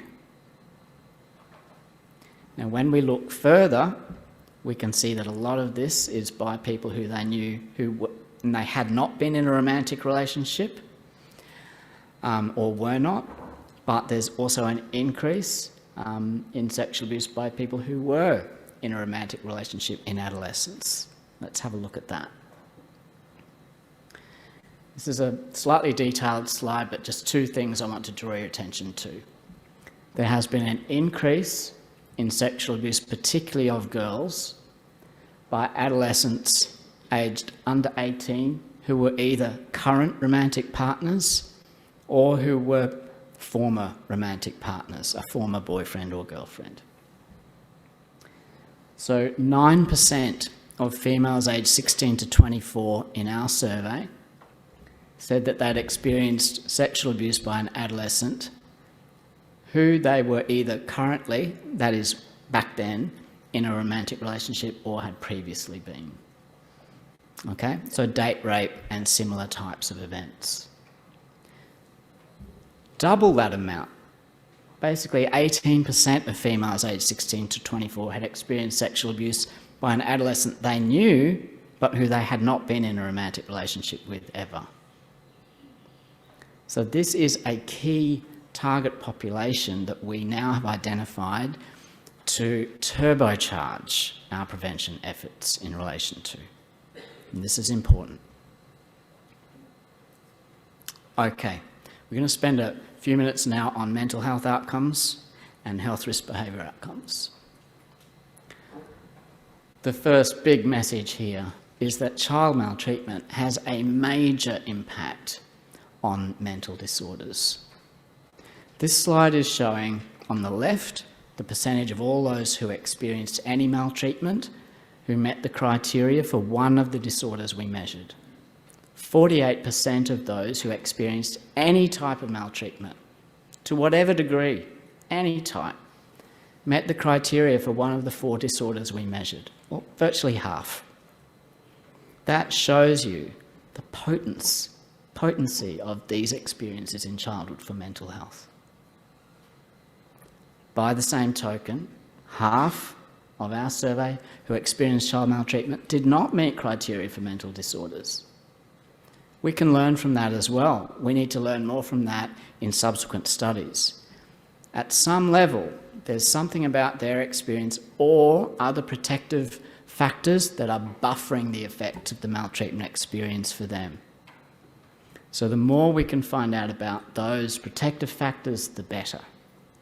And that's a really important part of our next Australian Child Maltreatment Study endeavours. On the right of this slide, it's showing that only 21% of those who did not experience child maltreatment met the criteria for one of the 4 mental disorders we measured. So 1 in 5. So that's a huge difference, 2.5, close to 2.8 times the difference comparing those who did and did not have child maltreatment. If you extrapolate that mental health burden attributable to child maltreatment across the population, it is enormous. Now that pattern was evident for each of the 4 disorders we measured: major depressive disorder, generalised anxiety disorder, severe alcohol use disorder, which is particularly debilitating and harmful, and PTSD. The key take-home message is that the impact of child maltreatment on mental health is very clear. If you experience maltreatment, you're not destined to have a mental disorder, but you do have a high likelihood. Equally, if you don't experience child maltreatment, you are far less likely to have a clinically diagnosed mental disorder. Okay, very, very clear. This slide is one of my favourites in the sense that it tells us a lot of really important information. It's slightly complicated and probably a bit hard to see, so forgive the small print, but there's a couple of things I'll just try and emphasise here.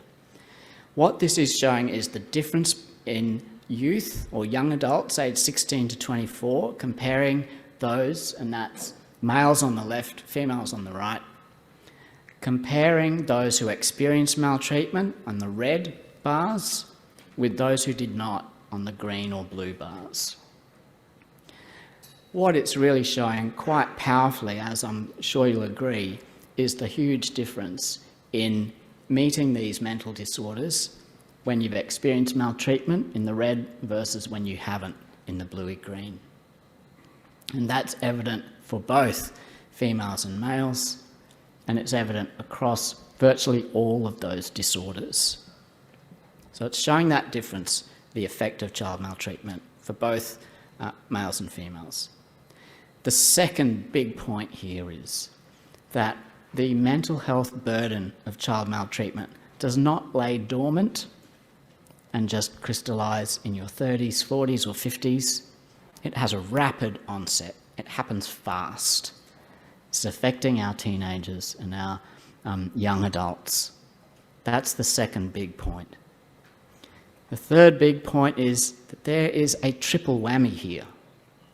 First, these kids are experiencing the maltreatment in the first place. Second, so many of them are experiencing the mental health consequences of those experiences. And they're experiencing them fast in the teenage years. The third thing is that there's a cascade of consequences from those mental disorders. It's going to affect a young person's capacity to do well at school, to even focus at school, to even want to turn up to school. It's going to affect their capacity to get jobs and perform well in jobs. It's going to affect their capacity to navigate relationships and to deal with themselves and to navigate adolescence, which is such a hard time of life to navigate at the best of times. A triple whammy.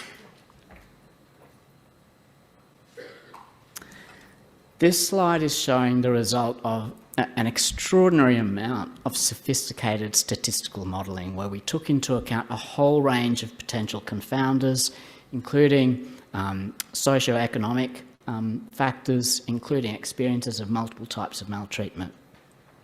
To cut a long story short, this slide moves from the previous ones, which show the effect of any child maltreatment, to the associated impact of different types of maltreatment and which seem to have the strongest associated outcome on these mental disorders.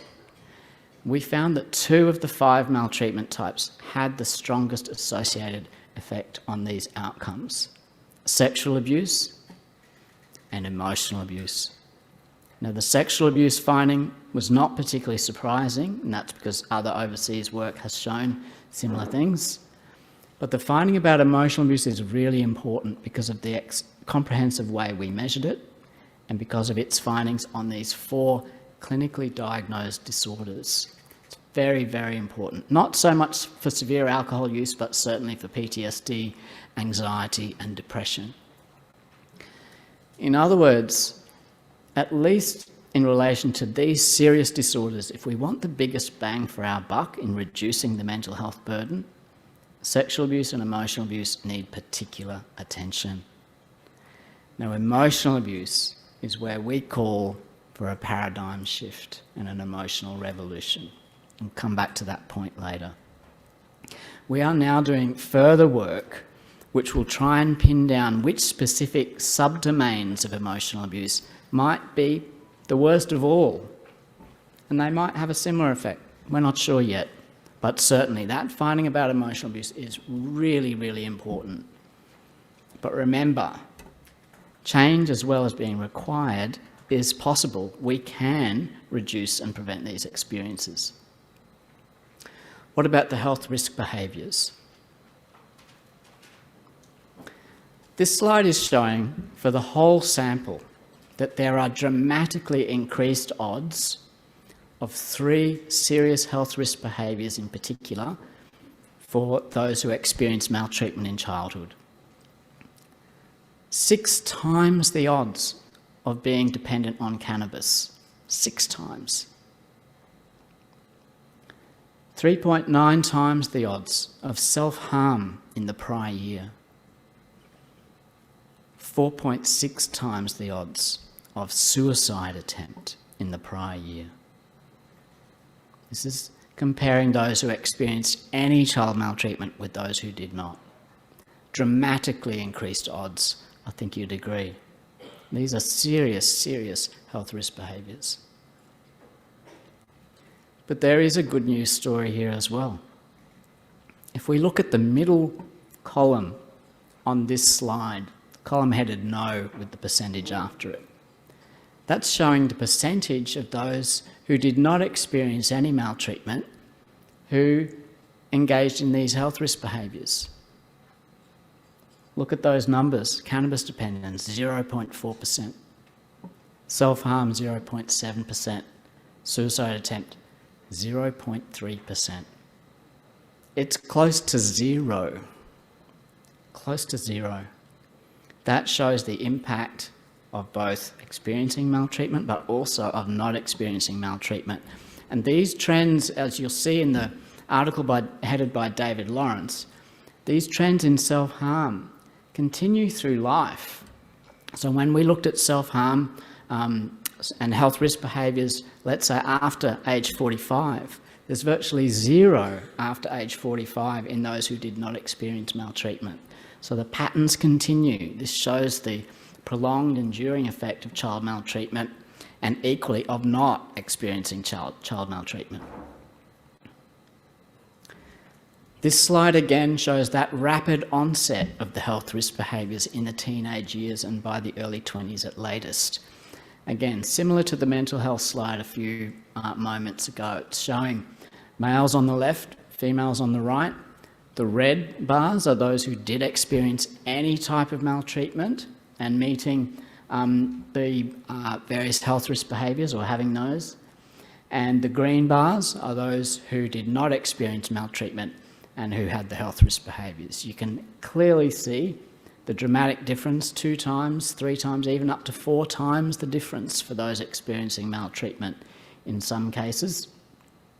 And if we look at some of those examples, you can see that there is virtually zero or no bar appearing for those who did not experience maltreatment. If we look at the bottom row, suicide attempt in the past 12 months, we can see males on the left, it's about 4% of those who experienced maltreatment, aged 16 to 24, had attempted suicide in the past year alone, compared to virtually zero males, aged 16 to 24, attempting suicide who had not experienced maltreatment. If we look at the females next to them, 0 who did not experience maltreatment, attempted suicide in the past year, compared with about 6% of females aged 16 to 24 attempting suicide in the past year who did experience maltreatment. Very, very strong correlations there. And again, that cascade of outcomes. Okay, these are really serious health risk behaviours that we measured here. This is a good point at which to note that we did not measure every potential adverse outcome. Okay, we could only ask about certain things. We did not ask about subclinical distress, for example, or subclinical anxiety or other effects on schooling. So when we're pointing out the effect of, say, sexual abuse and emotional abuse on mental health, we're not saying let's just ignore physical abuse and EDV, because those are important as well. And they likely have a whole range of associated impact on a whole diverse range of important life domains. But we did find that on these really, really important outcomes that we did measure, it was those 2 types that were most strongly associated, those 2 individual maltreatment types. We found it again for the health risk behaviours. Sexual abuse and emotional abuse produced the strongest associations with these 3 behaviours. So these were particularly potent forms. Again, there's that power of emotional abuse and sexual abuse. What we also found, and you'll see this in Darryl's paper, is that multi-type maltreatment, especially 3, 4 or 5 types, had very strong impacts on both mental disorders and health risk behaviours, as you might expect. Just wanted to mention a few slides here, and these are quite chilling. We did ask about self-harm in the prior year. We also asked about self-harm at any time in life. And some of this may have occurred after childhood ended, so after age 18. But this slide is showing what we found for self-harm among our sample of youth aged 16 to 24. This is showing the proportion of those participants who had ever self-harmed in their life. 3 in 10, 30.5% of Australian youth aged 16 to 24 had self-harmed. That's endemic. Now, not all of that is attributable to child maltreatment because this is across the sample, but we've identified that child maltreatment is strongly associated with self-harm. In the last article, the call to action article in the Medical Journal of Australia that we published, we've called that a national crisis. If that's not a national crisis, I don't know what is. I've never used that term to describe anything before, but I think there's no other term for that. And child maltreatment is at the root of much of that.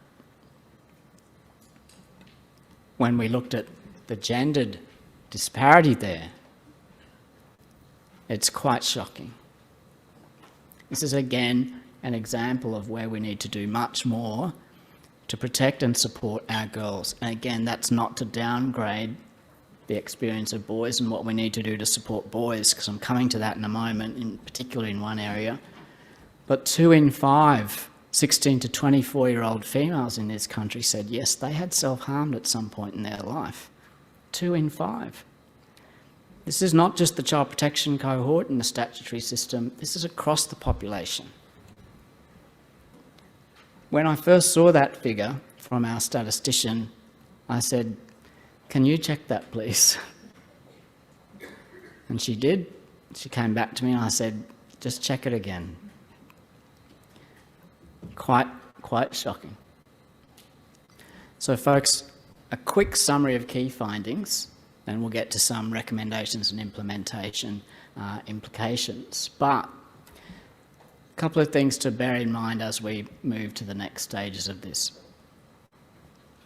Child maltreatment is endemic in this country. Multi-type maltreatment is very common. Australian youth are suffering now. This is not something that just happened back in the 1960s or before that.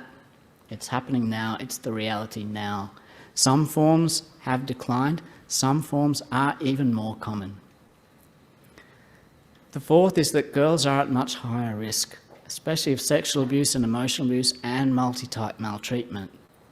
We need to pay a lot of attention to our boys, but we might need to pay even more attention to our girls. The health impacts accrue quickly. There's a rapid onset. Okay, sexual abuse and emotional abuse are particularly strongly associated with these outcomes. And finally, that national crisis in self-harm, not just attributable to child maltreatment, but a great proportion is, especially in our girls. Really sobering messages, but change is required, but change is possible. We have some ideas for what types of things need to happen. I'll just cover this slide and then pass over to Darryl, who'll take a deeper dive. But the header of this slide is important to bear in mind. It's what we need to do together. One of the things that has held us back as a nation is we haven't properly worked together, including, perhaps most importantly, bringing together the resources and the capabilities of the Australian government together with states and territories. We need to work together. We need a national, coordinated, long-term, sustained approach to a problem as severe and complex as this. Not just within a political cycle, not just tinkering around the edges. This is a multi-form, multi-level, multi-dimensional problem. It needs a nationally coordinated approach, properly funded and invested and supported, baked in to the Australian governance architecture for good. Not just for 5 years, not just for 10, for generations. It must be a standing concern. It's that big of an issue. Second, we need to invest more. Yes, we all agree on that, but we need to invest better. We need to invest where we will get most gain. We need a public health approach with various adaptations as required. We need to learn from other domains where we can. We need to have a much greater emphasis on prevention. Of course, we need our statutory systems. They're our A&E ward. They're our intensive care unit. That's what they're set up for. They're not set up for prevention. We don't measure them by that threshold, and we shouldn't. We need much more prevention at the primary prevention level and the secondary prevention level. At the societal level, we need broad policy to support those areas, as Darryl mentioned, where the social determinants are really important factors in multi-type maltreatment. Parental mental health, substance use issues. Parents need support. They need access to services, access to accessible, successful services. And we need new social norms. We clearly have a problem still with violence against children generally, and we have clearly a problem with gendered violence. Okay, the rates of child abuse, certainly sexual abuse and emotional abuse of girls, show that gendered problem. At the community level, we need much, much, much more sectoral support to respond to maltreatment, to prevent it, to identify it, to interrupt it, and to respond to it. That's across all sectors. And I'm probably mostly here, we're dealing with child protection and community sectors here, but this applies to health, it applies to education, it applies to justice, all of them. And first they need the knowledge, which hopefully we've helped assist in. Second, we need appropriate empathic responses and prevention approaches. And then we need the capital, the personnel, the funding. Fifth, at the individual level, one of the most important things we can do is support parents. And this applies even before a child is born. Okay, in education of kids in schools, prenatal and postnatal support through early childhood, but also support at key transitional points in adolescence. Adolescence is key. Sixth, what we've called there an emotional revolution, a paradigm shift in emotional interaction and understanding of kids. The findings on emotional abuse, for me personally, are especially powerful here. This is, I think, one of the key scientific advances of our study, but also some of the advances where we can get most policy and practical gain. Okay, we need a paradigm shift emotionally in how we deal with our kids. Seventh, we also need a sexual evolution. There we've called it a sexual and relational evolution, because sexual abuse is still a major problem in this country, especially by adolescents. Now, we have made some really important gains in recent years, and there's been some extraordinary young women behind those gains. So the implementation of consent programs across whole school sectors has been a major victory, and that's essential. But it's not enough. It's not enough to just start telling 15, 16-year-olds about sexual consent. What we know from sexual abuse prevention worldwide is that you need to start much earlier than that. You need to inculcate in young kids awareness of what's good touch, bad touch, but also attitudes to gender equity.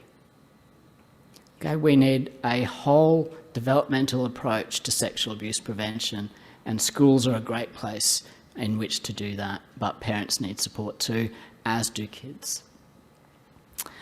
Darryl is going to take us a bit deeper into some of those implications.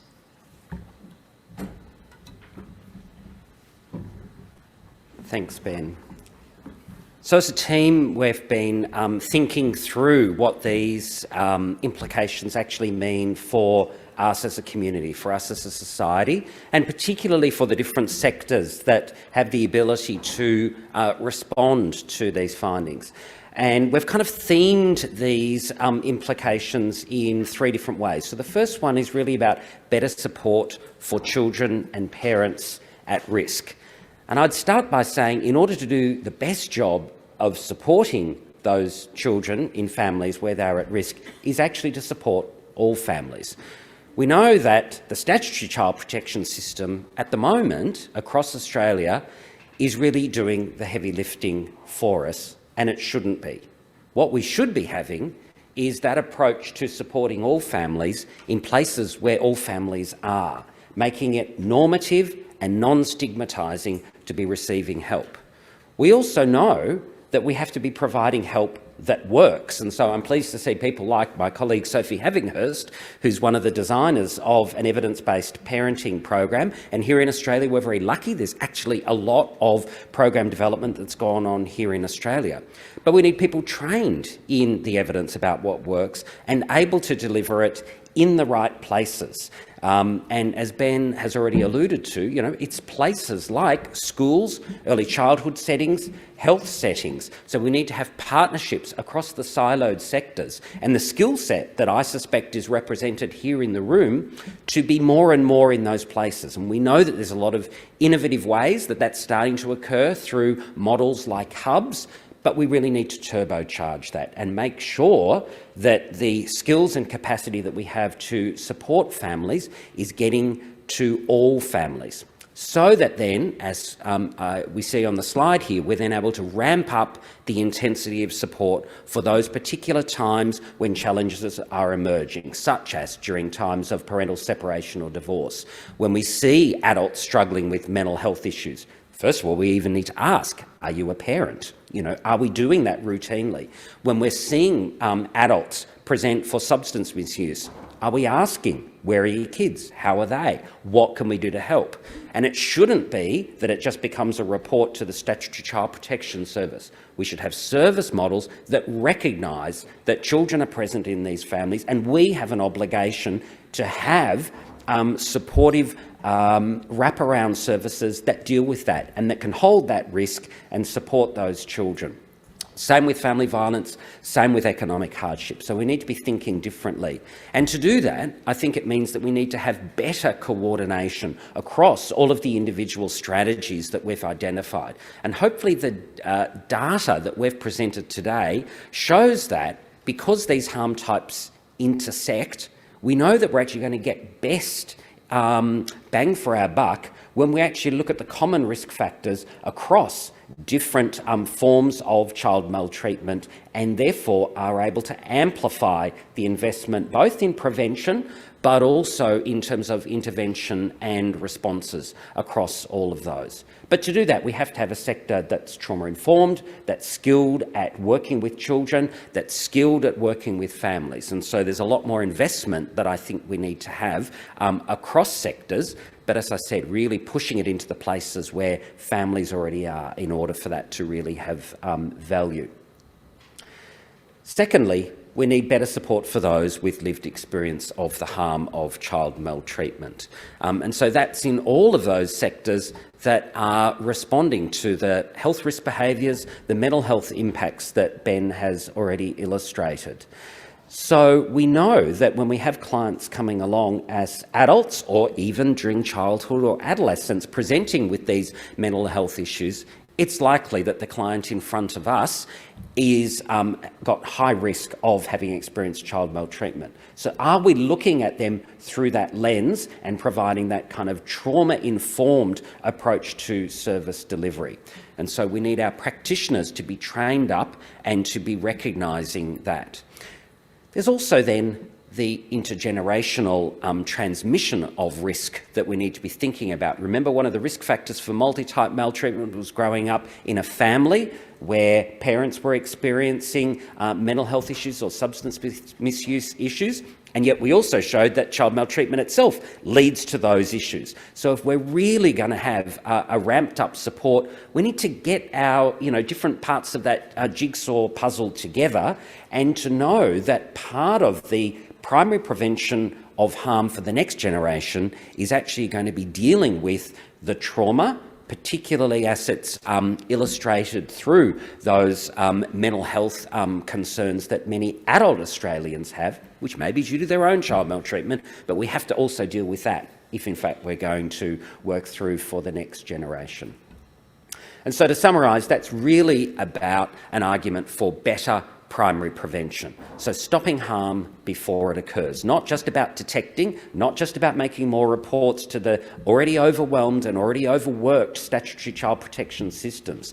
It means driving a message of change, that we value children, we value their rights to grow up safely within their families, and to support families to create those safe environments. So giving parents and carers access to those evidence-based supports, teaching them to be attuned to the emotions of their children and to learn how to, in safe and non-violent ways, to be able to parent and care for them. Give them the skills to do what Ben said before around really ramping up our strategies about teaching children consent and respect. But where are we teaching parents to teach children about that? I think that's a really, really important part of the puzzle that we have to think about. We've mentioned before about the positive gains that we've made in reducing sexual abuse in institutional contexts. And if one of the key ingredients to that has been the focus on child-safe organisational strategies, how are we applying that same logic to having child-safe families? And how do we teach parents what we've been asking organisations to think about in terms of assessing risk? In other words, when I'm doing something that's a routine activity or whether I'm doing something differently, how am I thinking about where's the opportunity for grooming to occur? How am I empowering and listening to the voice of children, i.e. my own children, in order to be able to allow them to speak up when they might be feeling concerned? So not just waiting until harm has happened, but listening and valuing their perspectives, etc. So I think there's lots that we can learn, and that takes intersectoral collaboration across the youth serving sector and across so many other sectors. And so really the summary of our presentation today is that we need to intensify both the primary and the secondary prevention approaches through a precision public health model that's informed by the evidence, such as the evidence that we've had the pleasure of presenting to you today. Thank you.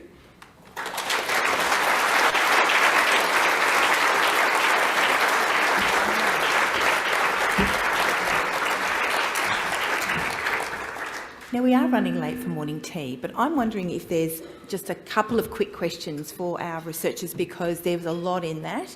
Then we'll quickly break for morning tea, and I'll get you to bring it back into the room so that we can start on time. Any questions for... Oh, we've got a question there. Yeah. Yeah. You got a microphone? Yeah.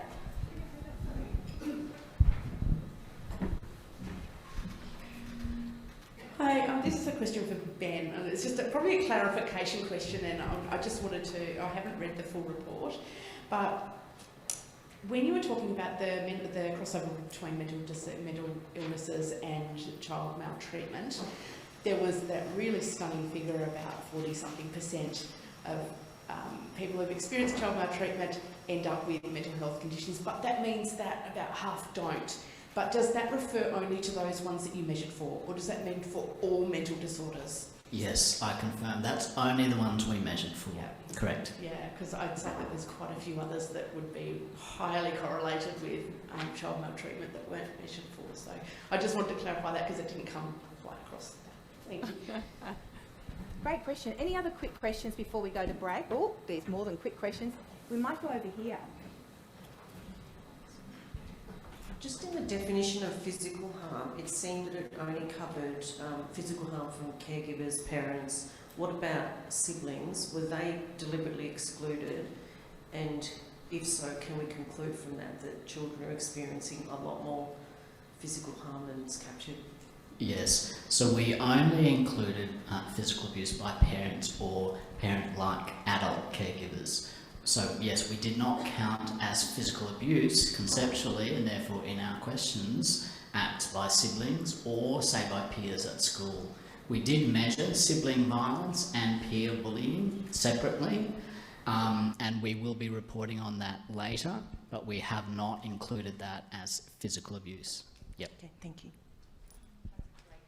And over here, can you say where you're from so everybody knows where you're from, just generally? Yeah, thank you. So my name is Jojo and I'm from the Department of Fairness, Families and Housing. Firstly, I just want to say thank you so much for that presentation. It was really, considered study was so in-depth and the analysis of the information is brilliant. I just had a question in relation to if the participants of the study were asked what country they were born in, like if they were all born in Australia, was that something that was asked? Yeah. Yes, and it was representative on that basis. So about 22% of people were from culturally and linguistically diverse backgrounds, 78% born in Australia. So there were 22% of them that weren't born in Australia? Correct. Was there any other deeper analysis of that? We have not reported separately based on country of birth. But what we can tell you is that those people had also spent substantial periods of their childhood in Australia as well. Yeah, we haven't reported on that basis yet. Thank you. Great question. We're going to go on this table. Seem to all want to ask a question. With this lady here with her hand up. We may as well just keep going, and then we're going to go over here. Hi, I'm Imogen. I'm from VATCHO.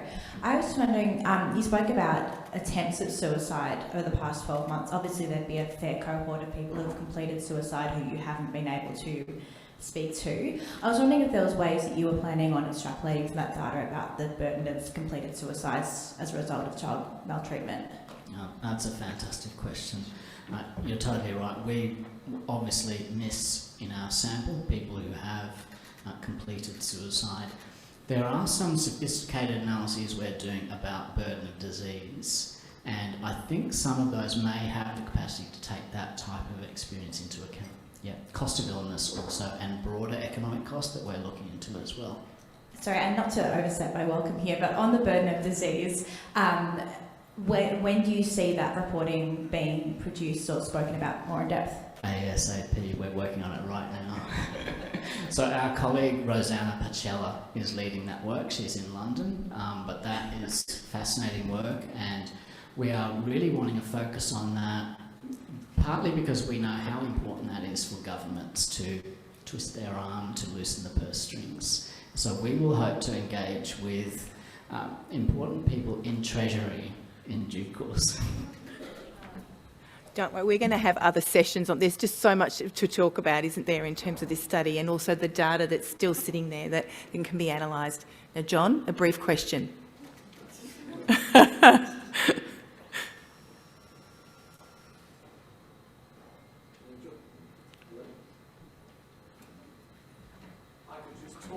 Yeah.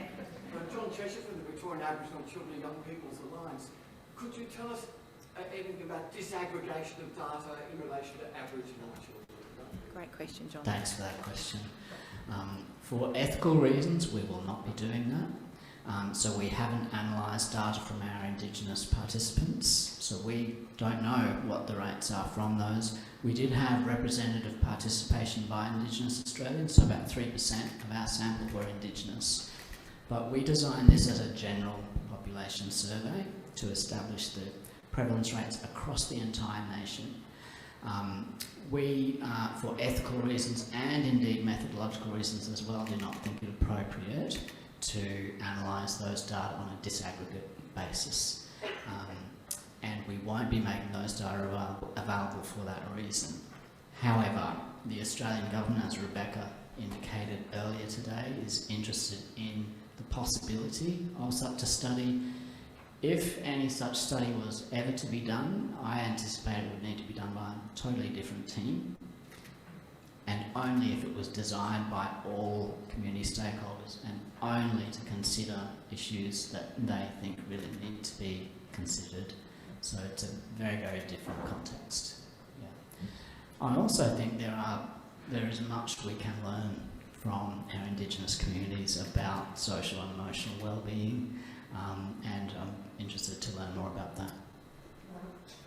Yeah, it's a great question, and I think Aboriginal-led research in this space is really what we would say in Victoria anyway, is really important, and we have the wonderful Catherine here. I'm sure that we'll touch on this, I think, when we get to the panel.